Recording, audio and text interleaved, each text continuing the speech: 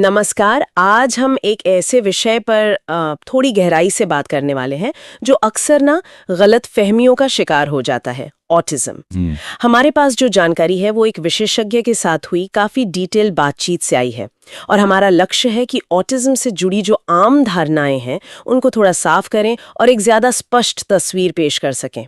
अक्सर जैसे ही हम ऑटिज्म सुनते हैं ना तो दिमाग में एक बीमारी जैसी छवि आती है। पर आज हम इसी सोच को थोड़ा चैलेंज करेंगे, समझने की कोशिश करेंगे कि ये असल में उससे कहीं ज्यादा कॉम्प्लेक्स है और शायद अलग भी। और ये समझना जरूरी क्यों है? देखिए, ऑटिस्टिक व्यक्ति हमारे समाज का, हमारी दुनिया का एक बहुत अहम हिस्सा है। उनके नजरिए को, उनकी क्षमताओं को अनदेखा करना हम सबके लिए ही एक तरह का नुकसान है। और कई सवाल भी उठते हैं, जैसे कि क्या ऑटिज्म सिर्फ बच्चों में होता है? क्या ये माँ बाप की किसी लापरवाही का नतीजा है? क्या ये ठीक हो सकता है? आज की बातचीत में हम इन्हीं सवालों की तह तक जाने की कोशिश करेंगे जो हमें एक्सपर्ट चर्चा से पता चले हैं। तो सबसे पहले इसी बात को साफ करते हैं, जब हम ऑटिज्म कहते हैं तो इसका मतलब क्या है? हमारी जानकारी ये बताती है कि इसे बीमारी समझना ही पहली बड़ी गलती है। ये एक न्यूरो डेवलपमेंटल भिन्नता है। थोड़ा टेक्निकल है, पर इसका मतलब क्या है? जी, इसका मतलब देखिए ये है कि एक ऑटिस्टिक व्यक्ति का जो मस्तिष्क है, उसका जानकारी को प्रोसेस करने का तरीका, दुनिया से इंटरैक्ट करने का तरीका, वो एक न्यूरोटिपिकल यानी जिसे हम आमतौर पर विकसित मस्तिष्क कहते हैं, उससे अलग तरह से वायर्ड होता है। ये कोई खराबी या गड़बड़ी नहीं है, बल्कि ये विकास का एक अलग रास्ता है, आप कह सकते हैं। हार्वर्ड मेडिकल स्कूल की एक स्टडी का जिक्र है हमारी जानकारी में 2019 की, जो बताती है कि ऑटिस्टिक मस्तिष्क में न्यूरॉन्स के बीच या मतलब दिमाग की कोशिकाओं के बीच जो कनेक्शन का पैटर्न होता है वो अलग होता है। उनकी कनेक्टिविटी थोड़ी अलग होती है। कनेक्टिविटी अलग होती है। अच्छा, इसका मतलब असल में क्या है? क्या इससे सोचने का तरीका बदल जाता है या फिर महसूस करने का? हाँ, दोनों पर असर पड़ सकता है। ये अलग कनेक्टिविटी इस बात को प्रभावित कर सकती है कि कोई व्यक्ति संवेदी जानकारी जैसे आवाज है, रोशनी है, स्पर्श है, उसे कैसे महसूस करता है। ये सामाजिक इशारों को समझने और उन पर प्रतिक्रिया देने के तरीके को भी बदल सकता है। और हाँ, सोचने के पैटर्न पर भी असर डालता है। कई बार व्यक्ति बहुत ज्यादा लॉजिकल हो सकता है या फिर बहुत विजुअल थिंकर हो सकता है। लेकिन होता क्या है कि बाहर से देखने वाले अक्सर सिर्फ ऊपरी लक्षण देखते हैं, जैसे नजरें ना मिलाना या किसी एक ही चीज में बहुत ज्यादा रुचि दिखाना, कुछ दोहराव वाले व्यवहार करना, जैसे हाथ हिलाना या गोल गोल घूमना या फिर बोलने में देरी होना। तो इन बाहरी लक्षणों को देखकर लोग फौरन एक नतीजे पर पहुंच जाते हैं कि भाई कुछ गड़बड़ है, जबकि ये सिर्फ दुनिया से जुड़ने का एक अलग नॉन टिपिकल तरीका हो सकता है। हाँ, ये बाहरी लक्षणों वाली बात बहुत जरूरी है। मुझे एक कहानी याद आ रही है जो हमारे सोर्स में भी थी। एक 5 साल की बच्ची थी जिसे स्कूल में लगातार जिद्दी कहा जा रहा था, असामाजिक कह रहे थे, ध्यान नहीं देती। टीचर्स परेशान थे कि वो दूसरे बच्चों से घुलती मिलती नहीं, इंस्ट्रक्शन फॉलो नहीं करती। माँ बाप भी बहुत चिंतित थे। फिर काफी महीनों की उलझन के बाद पता चला कि वो बच्ची ऑटिज्म स्पेक्ट्रम पर थी। उसका वो व्यवहार जिद नहीं था, बल्कि उसकी सेंसरी सेंसिटिविटीज, मतलब संवेदनशीलता और सामाजिक स्थितियों को समझने में जो उससे चुनौती आ रही थी, उसका नतीजा था। ऐसे मामले कितने आम हैं जहां मतलब व्यवहार की जड़ को समझे बिना ही लेबल लगा दिया जाता है। दुर्भाग्य से ये बहुत ही आम है। देखिए, खासकर भारत जैसे समाजों में जहां ऑटिज्म के बारे में जानकारी और जागरूकता अभी भी उतनी नहीं है और कई पुरानी धारणाएं अभी भी बहुत हावी हैं। आपने वो परवरिश वाली बात कही थी ना, ये शायद सबसे बड़ी और सबसे ज्यादा चोट पहुंचाने वाली गलतफहमी है। हमारे स्रोत बताते हैं कि न जाने कितने माँ बाप को ये सुनना पड़ता है, बच्चे को ज्यादा लाड़ प्यार में बिगाड़ दिया है, थोड़ी सख्ती करो सब ठीक हो जाएगा। माँ ध्यान नहीं देती होगी। ये ना सिर्फ पूरी तरह गलत है, बल्कि उन परिवारों के लिए बहुत तकलीफदेह भी है जो पहले ही एक मुश्किल स्थिति से गुजर रहे होते हैं। और वैज्ञानिक तथ्य तो इसके बिल्कुल उलट हैं। सही कहा ना? बिल्कुल। स्टैनफोर्ड यूनिवर्सिटी की एक बड़ी रिसर्च का जिक्र है 2020 की, जो साफ कहती है कि ऑटिज्म का परवरिश के तरीकों से कोई लेना देना नहीं है, कोई संबंधी नहीं है। ये एक जटिल न्यूरोबायोलॉजिकल स्थिति है। इसके पीछे जेनेटिक मतलब आनुवांशिक और कुछ हद तक पर्यावरणीय कारक होते हैं जो गर्भ में या जीवन के एकदम शुरुआती दौर में मस्तिष्क के विकास पर असर डालते हैं। किसी के प्यार करने और अनुशासन रखने के तरीके से ऑटिज्म नहीं होता। ये बात जितनी जोर देके कही जाए कम है। ये जानना वाकई बहुत ज़रूरी है। एक और धारणा जो सुनने में आती है वो ये कि ऑटिस्टिक बच्चे जानबूझकर अजीब व्यवहार करते हैं ताकि लोगों का ध्यान उन पर जाए। इस तरह की सोच क्यों पनपती है? क्या ये सिर्फ जानकारी की कमी है? जानकारी की कमी तो एक बड़ा कारण है ही, बिल्कुल। लेकिन इसके और भी पहलू हैं जो हमारी जानकारी में सामने आए हैं।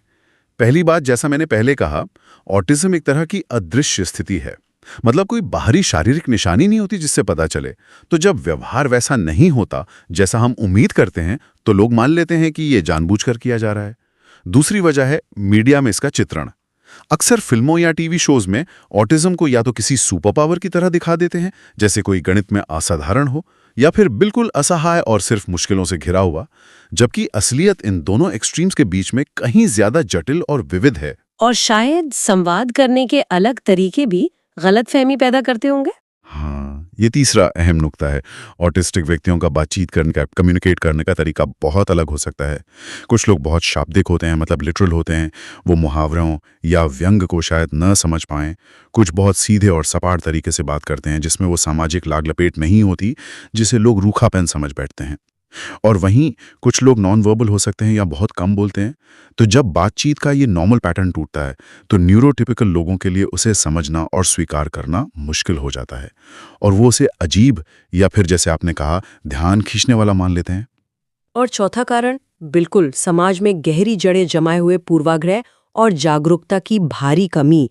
स्कूलों में, दफ्तरों में, पब्लिक स्पेसेस में हम अभी भी ऑटिज्म को समझने और एक समावेशी माहौल बनाने में काफी पीछे हैं। अच्छा, इन सब गलतफहमियों और चुनौतियों की बात तो हुई, पर सिक्के का दूसरा पहलू भी है जिस पर हमारे स्रोत ने काफी जोर दिया है। वो है क्षमताएं और संभावनाएं।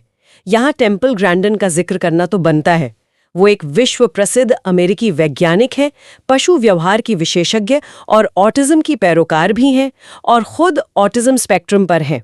उनका एक कथन बहुत मशहूर है, autism doesn't hold me back, it helps me see the world differently. यानी ऑटिज्म मुझे पीछे नहीं खींचता, ये मुझे दुनिया को एक अलग नजरिए से देखने में मदद करता है। और ये सिर्फ कहने की बात नहीं है, उन्होंने इसे साबित करके दिखाया है। बिल्कुल बिल्कुल। टेम्पल ग्राइंडिंग की कहानी तो असाधारण है। उनकी सोचने की क्षमता मुख्य रूप से विजुअल थी। वो शब्दों के बजाय तस्वीरों में सोचती थीं, और उन्होंने अपनी इस अनोखी क्षमता का इस्तेमाल पशुओं के व्यवहार को समझने और जो पशुधन उद्योग है, लाइवस्टॉक इंडस्ट्री, उसमें क्रांतिकारी बदलाव लाने के लिए किया। उन्होंने ऐसे डिजाइन बनाए जिनसे जानवरों का तनाव कम हो सके, क्योंकि वो उनके नजरिए से उनकी संवेदी दुनिया को समझ सकती थी। ये एक परफेक्ट उदाहरण है कि कैसे एक अलग तरह की सोच इनोवेशन, मतलब नवाचार को जन्म दे सकती है। ये वाकई कमाल की बात है। ये इस बात को और पुख्ता करता है कि ऑटिज्म को सिर्फ कमियों या चुनौतियों के चश्मे से देखना कितना सीमित है। ये एक भिन्नता है जो अपने साथ अनोखी ताकतें भी ला सकती है। हाँ, और ये स्वीकार्यता अब धीरे धीरे बढ़ रही है। हालांकि अभी भी हमें लंबा रास्ता तय करना है। स्रोत में इस बात का भी जिक्र है कि कैसे आज कई सफल और जाने माने लोग खुलकर अपने ऑटिज्म के बारे में बात कर रहे हैं। उदाहरण के तौर पर एलन मस्क ने सार्वजनिक रूप से ये माना है कि वो एस्पर्गर सिंड्रोम के साथ जीते हैं, जिसे अब ऑटिज्म स्पेक्ट्रम का ही हिस्सा माना जाता है। जब ऐसे प्रभावशाली लोग सामने आते हैं ना, तो इससे स्टिग्मा यानी कलंक कम होता है और दूसरों को भी हिम्मत मिलती है। भारत से भी कोई ऐसा उदाहरण है जिसका जिक्र हमारे स्रोत में हो? हाँ, भारत में भी ऐसी प्रतिभाओं की कमी नहीं है। स्रोत में अर्नब शर्मा नाम के एक बच्चे का जिक्र है। सिर्फ 11 साल की उम्र में बिना किसी खास तैयारी के उसने दुनिया के सबसे मुश्किल आईक्यू टेस्ट में से एक मेंसा आईक्यू टेस्ट पास कर लिया था। उसका स्कोर तो एल्बर्ट आइंस्टीन और स्टीफन हॉकिंग के अनुमानित स्कोर से भी ज्यादा बताया गया था। मीडिया ने उसे ह्यूमन कैलकुलेटर का नाम दिया था। बेशक हर ऑटिस्टिक व्यक्ति जीनियस नहीं होता, जैसे हर न्यूरोटिपिकल व्यक्ति भी नहीं होता, लेकिन यह उदाहरण दिखाता है कि सही सपोर्ट और मौके मिलने पर ऑटिस्टिक व्यक्ति असाधारण ऊंचाइयों को छू सकते हैं। ये तो हुई व्यक्तियों की बात। क्या बड़े स्तर पर, जैसे कि कॉर्पोरेट जगत में, इस नजरिए में कोई बदलाव दिख रहा है? हाँ, और ये एक बहुत ही सकारात्मक और महत्वपूर्ण बदलाव है। स्रोत में गूगल और माइक्रोसॉफ्ट जैसी बड़ी टेक कंपनियों के खास ऑटिज्म हायरिंग प्रोग्राम्स का जिक्र है। ये कंपनियां अब ये समझ रही हैं कि ऑटिस्टिक व्यक्तियों में कुछ खास तरह की क्षमताएं हो सकती हैं जो उनके बिजनेस के लिए बहुत वैल्यूएबल हैं, जैसे पैटर्न पहचानने की गजब की क्षमता, डिटेल्स पर बहुत गहरा ध्यान, लॉजिकल सोच और किसी एक काम पर लंबे समय तक फोकस करने की योग्यता। ये गुण software testing, coding, data analysis जैसे कामों के लिए एकदम सही बैठते हैं। तो ये सिर्फ कोई सामाजिक जिम्मेदारी या चैरिटी की बात नहीं है, ये टैलेंट को पहचानने और उसे सही जगह इस्तेमाल करने की एक बिजनेस समझ भी है। ये सुनना बहुत अच्छा लग रहा है कि कंपनियां इसे एक क्षमता के तौर पर देख रही हैं। तो इन सब बातों को ध्यान में रखते हुए कि ऑटिज्म क्या है, क्या नहीं है और इसमें क्या संभावनाएं छिपी हैं, समाज के तौर पर हमारी भूमिका क्या बनती है, हमें अपने नजरिए और बर्ताव में क्या बदलाव लाने की जरूरत है। देखिए, स्रोत से जो मुख्य संदेश निकल कर आता है उसे मैं 3 हिस्सों में बांट सकता हूं। पहला, इलाज की मानसिकता से हटकर स्वीकृति की ओर बढ़ना। ऑटिज्म कोई बीमारी नहीं है जिसे ठीक करना है, ये व्यक्ति की पहचान का एक हिस्सा है। तो जोर इस पर होना चाहिए कि हम उन्हें वैसे ही स्वीकार करें जैसे वो हैं और उन्हें समाज में आगे बढ़ने में मदद करें। स्वीकृति, हाँ, ये कहने में तो आसान है पर शायद अमल में लाना मुश्किल। दूसरा बिंदु क्या है? दूसरा है समर्थन और समावेश, सपोर्ट एंड इंक्लूजन। इसका मतलब है कि हमें जानबूझकर ऐसे माहौल बनाने होंगे जहां ऑटिस्टिक व्यक्ति पूरी तरह से हिस्सा ले सकें। स्कूलों में समावेशी शिक्षा नीतियां हों, काम की जगहों पर ज़रूरत के मुताबिक बदलाव या एडजस्टमेंट किए जाएं और सामाजिक दायरे में उन्हें अलग थलग करने के बजाय शामिल किया जाए। ये कोई दया की बात नहीं, ये उनका अधिकार है।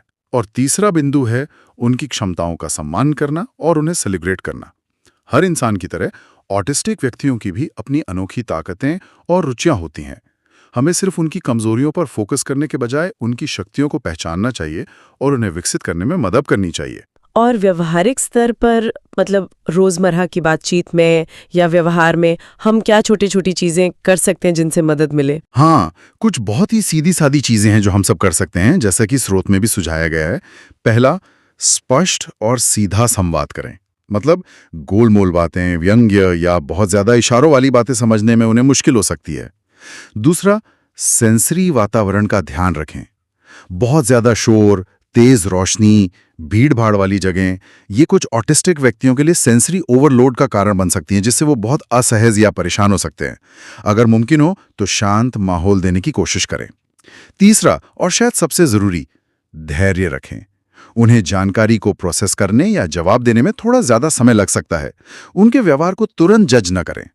ये समझने की कोशिश करें कि उनका दुनिया को अनुभव करने का तरीका हमसे अलग है और वो तरीका भी उतना ही वैलिड है।